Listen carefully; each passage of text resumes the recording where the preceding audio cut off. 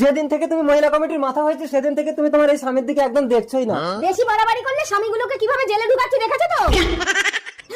ললিতা বৌদি, ও দিদি, আমি মহিলা কমিটিকে বিচার দেব। আমার স্বামী আমাকে মেরেছে। কি? তোর কোন কোন জায়গায় ব্যথা গো বান্ধবী ললিতা?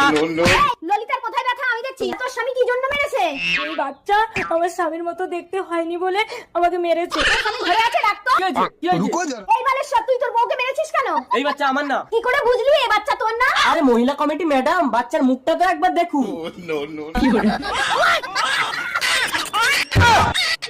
এই, কি করে? আসলে মনে হয় স্নান করে উঠে আমি আপনার স্বামীর মুখ দেখেছিলাম।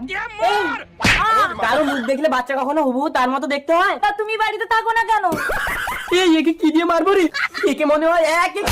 দাঁড়াও, আইন নিজের হাতে তুলে নিও না। আমি পুলিশকে ফোন করেছি, পুলিশ এক্ষুনি আসছে।